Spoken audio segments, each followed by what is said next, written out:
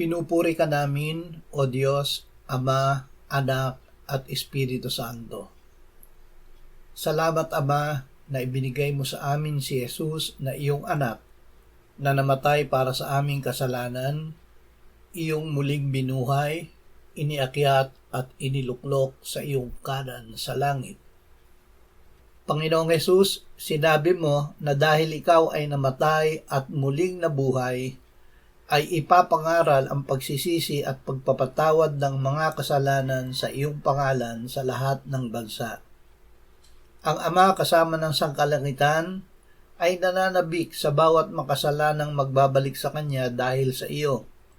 Ikaw ang nagsabi, magkakaroon ng higit na kagalakan sa langit dahil sa isang makasalanang nagsisisi.